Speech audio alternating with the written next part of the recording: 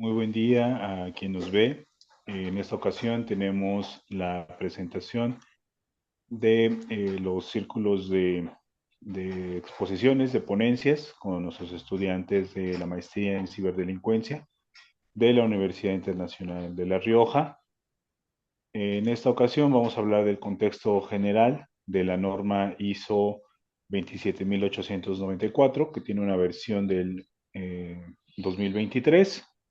Esta es un estándar que nos habla acerca de la orientación de los riesgos de la inteligencia artificial, de la utilización de la inteligencia artificial. Y tenemos como exponente a la abogada Ámbar, Ámbar Vera. Ella se encuentra en Ecuador. Nos va a comentar acerca un poco de su trayectoria, de los estudios que está realizando, de un poco de por qué le interesa esta área de conocimiento y continuamos con el tema. Adelante, abogada, por favor. Gracias, estimado Jonathan. Buen día con todos. Tal como dijo Jonathan, mi nombre es Amber Vera. Soy abogada ecuatoriana. Les comento un poco de mi trayectoria. Me especialicé en fideicomisos, pero dentro de ese mundo me fui inmiscuyendo en temas del mundo digital, liderando proyectos de inteligencia artificial en la firma donde trabajo ya hace casi 4 años. Por eso decidí iniciar mis estudios en la maestría de ciberdelincuencia en la Universidad Internacional de La Rioja, en donde una de nuestras materias son las prácticas profesionales y doy las gracias a la empresa Círculo Estratega por la oportunidad de hacer estas prácticas y con el acompañamiento que nos han dado en este proceso. Entonces, el día de hoy les voy a hablar de la norma ISO IEC 23894 del 2023, que como nos introdujo Jonathan, está inmiscuida con el tema de la inteligencia artificial y las precauciones que hay que tomar. Pero como siempre pienso yo, hay que entrar en definiciones como para poder entender de qué vamos a hablar. ¿Ok? Entonces, como bien sabemos, la inteligencia artificial ha pasado de ser una promesa tecnológica a un componente crítico en la infraestructura de nuestros clientes. ¿Ya? Sin embargo, esta opción conlleva diversas incertidumbres ante estas técnicas o legales que no tienen precedente.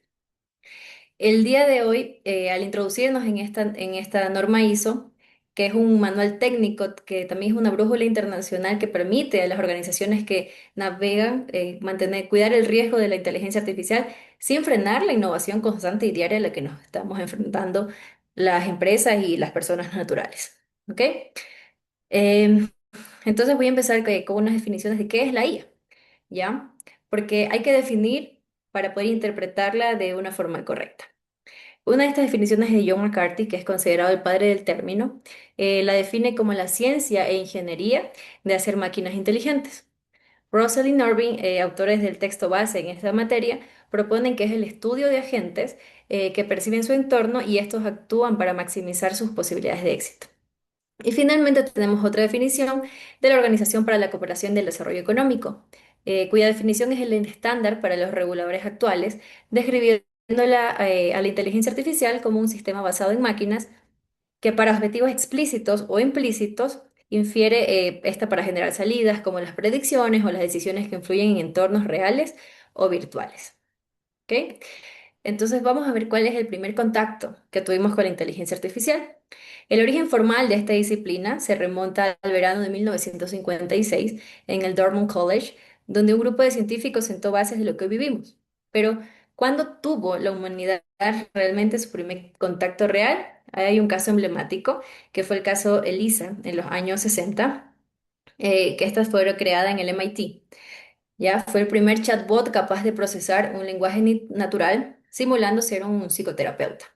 Aunque su código era sencillo, fue la primera vez que los seres humanos experimentamos el fenómeno de atribuir sentimientos o mente a una máquina. Entonces, desde ese momento, la frontera entre lo artificial y lo humano comenzó a generar dilemas ya éticos que hoy se intentan regular. Para esto generé una pequeña línea de tiempo de cómo fue evolucionando la IA y con ella el riesgo. En 1950 tenemos el test de Turing, que fue como la semilla de la inteligencia artificial, en donde Alan Turing publicó un artículo denominado Computing Maturity and Intelligence, donde planteó una pregunta revolucionaria. Esta pregunta fue, ¿las máquinas pueden pensar? Y entonces nació él propuso un juego de la imitación. Si un evaluador humano mantenía una conversación textual con una máquina y el humano, y si no se lograba distinguir cuál era la máquina y cuál era el humano, cuál era el comportamiento inteligente. Entonces Turing desplazó este debate de la metafísica a lo funcional. Entonces, no importa, él decía que no importaba cómo ocurre el proceso internamente, sino los resultados, que son indistinguiblemente de la inteligencia humana. En 1997 tenemos el caso de Deep Blue versus Kasparov, la derrota de este campeón mundial de ajedrez, Garry Kasparov, ante la supercomputadora de IBM, que marcó el fin de una era. Deep Blue no entendía el ajedrez, ¿ya? Su éxito en qué se basó en una capacidad de procesar masivamente para evaluar 200 millones de posiciones por segundo. Entonces, ¿qué demostró? Se demostró que en entornos con reglas fijas y sin azar, la capacidad de cálculo computacional es imbatible para el cerebro humano. Entonces, esta fue la victoria de la computación simbólica y la lógica estructurada. En el 2012 tenemos el Big Bang del Deep Learning.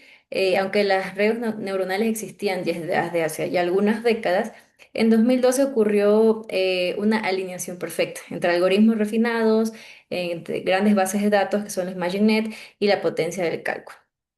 ¿Ya?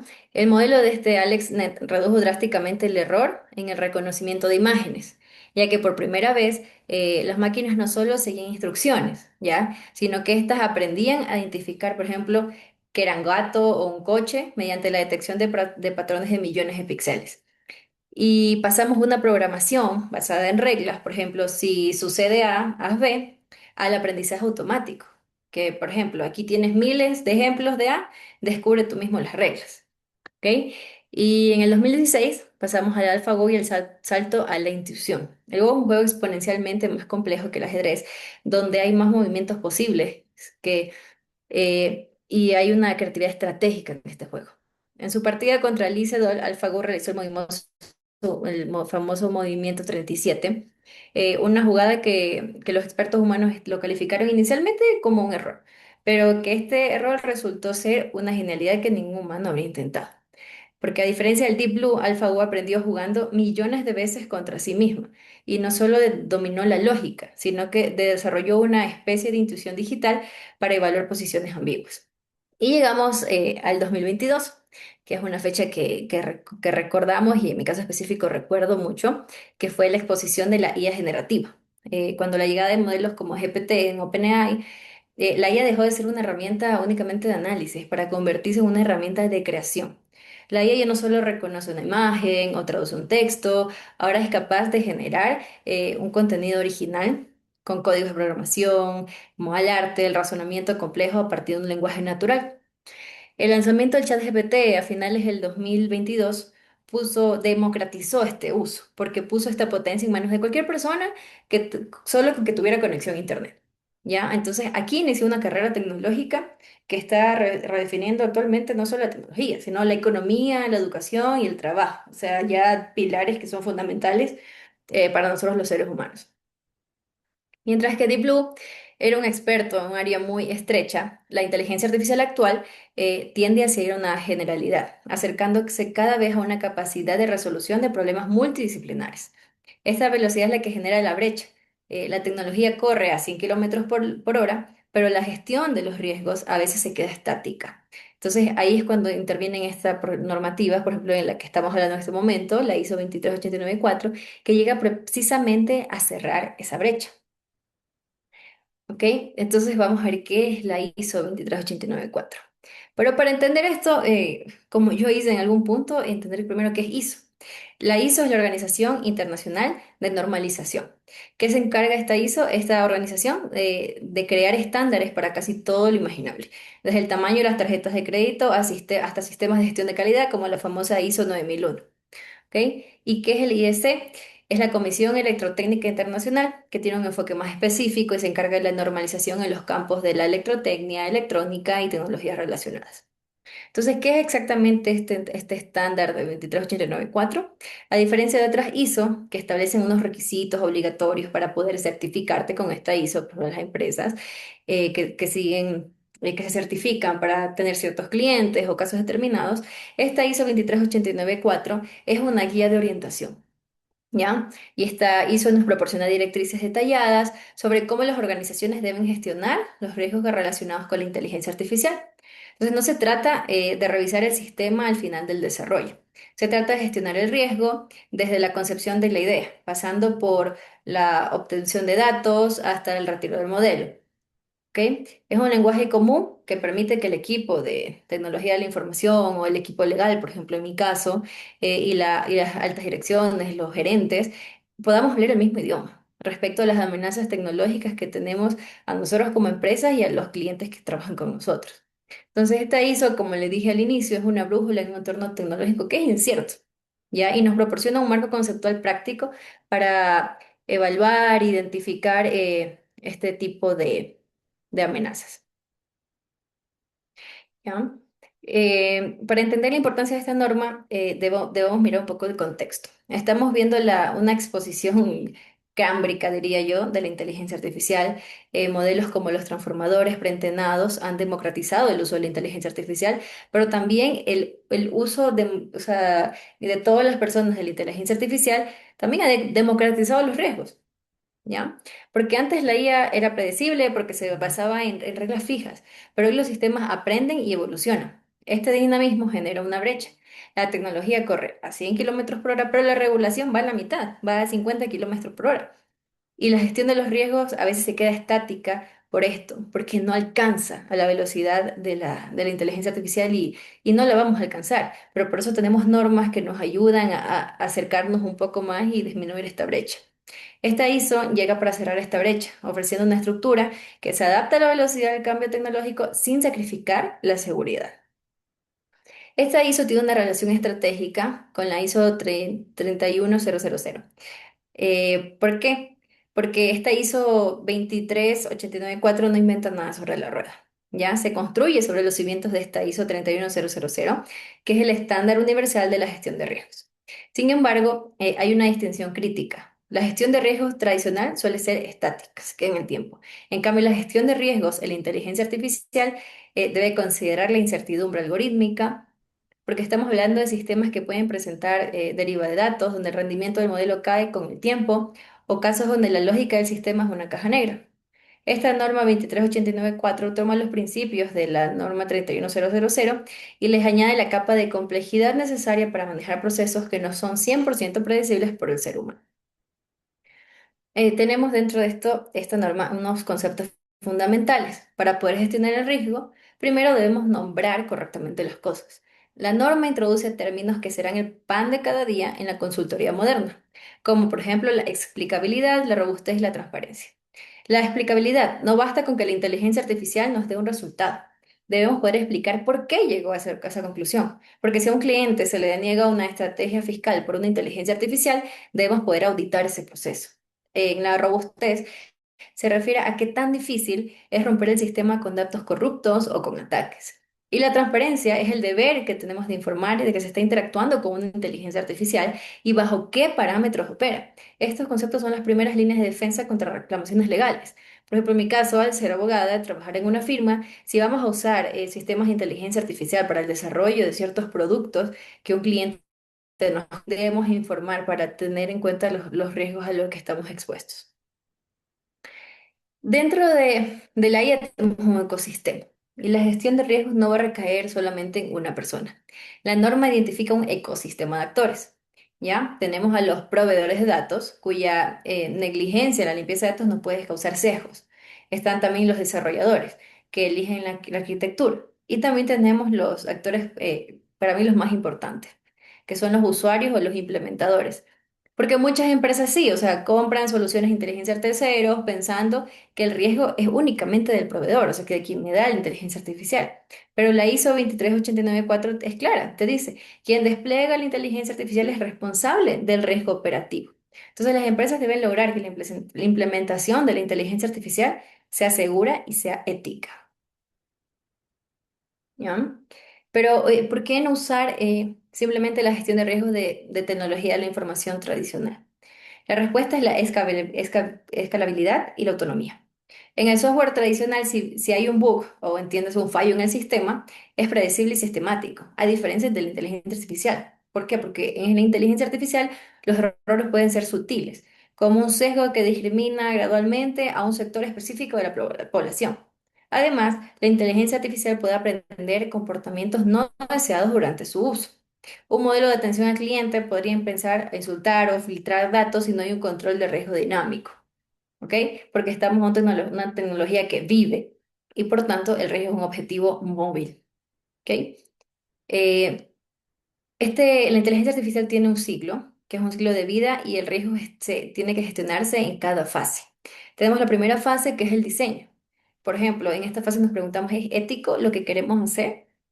Luego continuamos a un desarrollo, en donde nos tenemos que hacer la pregunta de, ¿los datos son de calidad o vienen con prejuicios? Y tenemos el despliegue, ¿ya? Y la pregunta es, ¿cómo monitoreamos que la inteligencia artificial no se desvíe en el mundo real?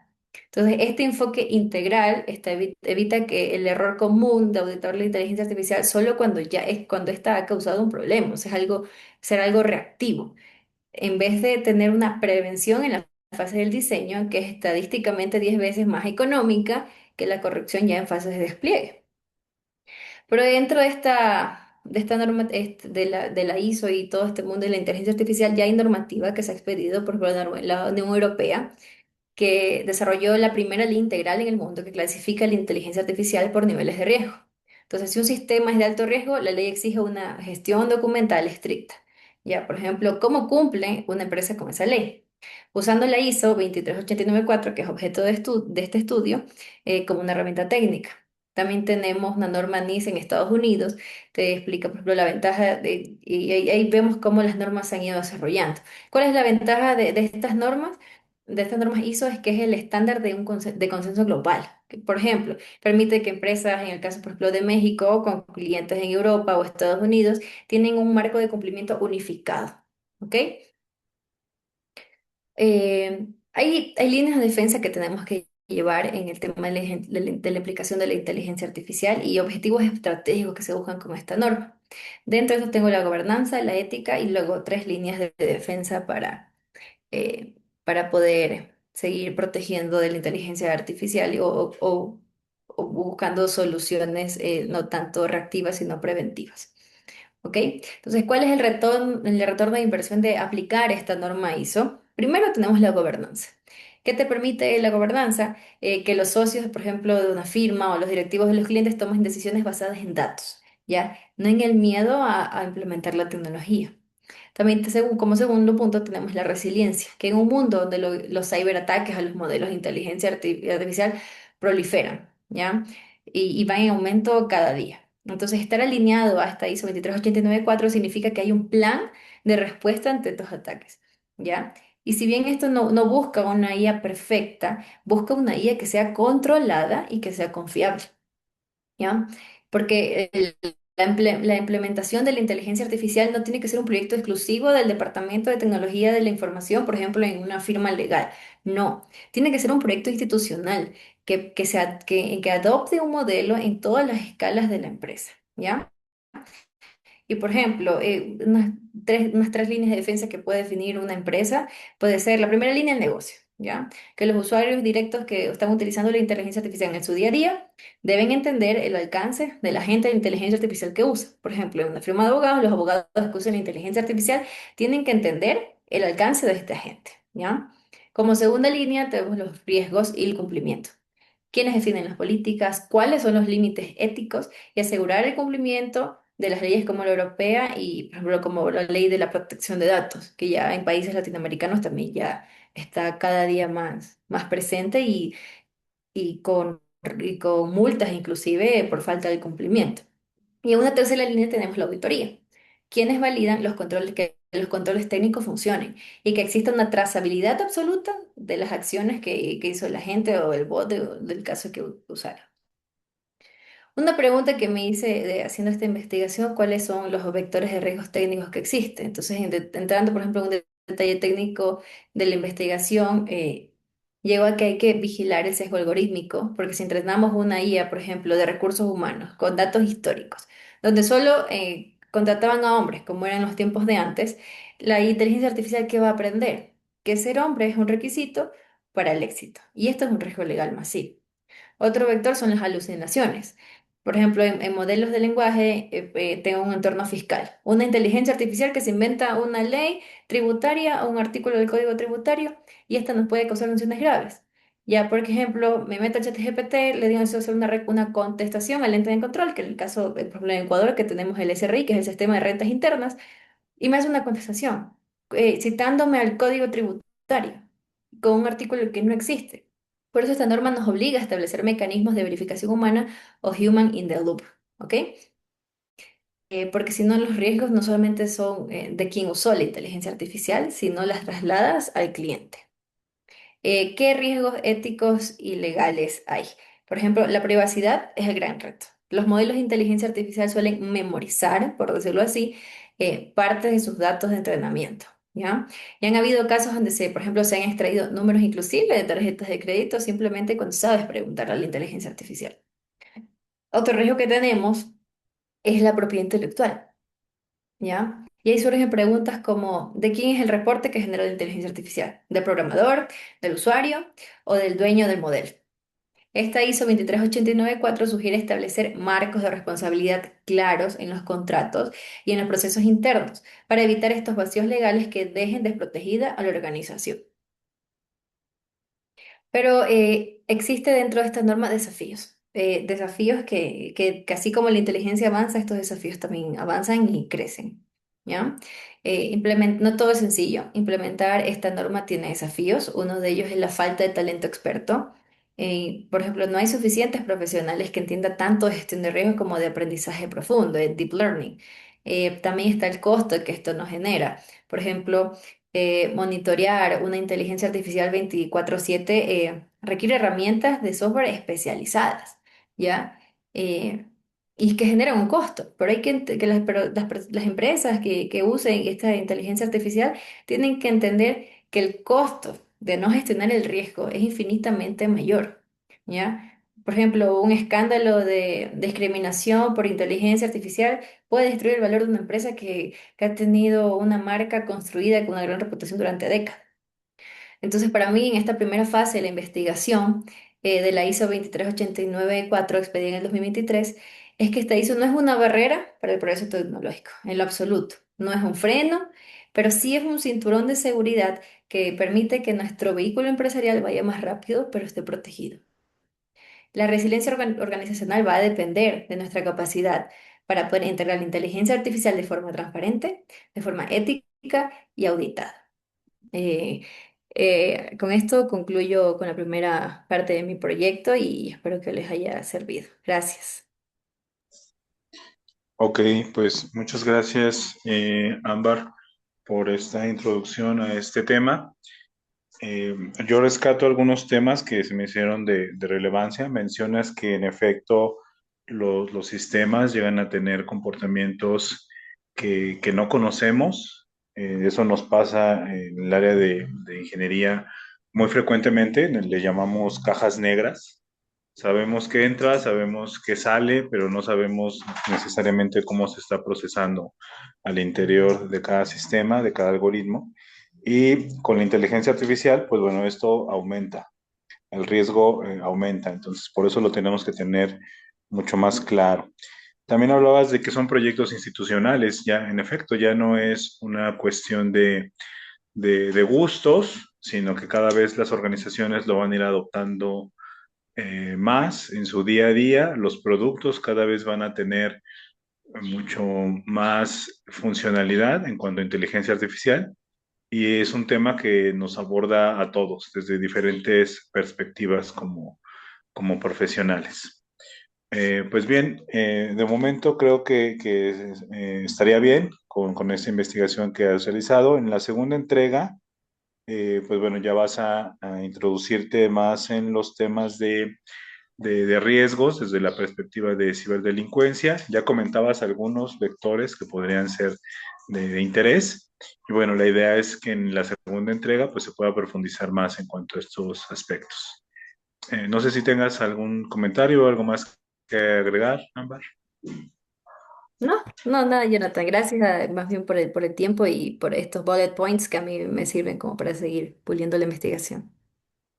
Claro, perfecto. Pues que, bueno, me da mucho gusto que te introduzcas en estos temas y bueno, vamos a seguir colaborando, vamos a seguir generando conocimiento, que es la idea, poderlo compartir y bueno, nos vemos en tu segunda exposición. Muchas gracias. Gracias, Hasta luego. Jonathan. Chao, gracias. Hasta luego.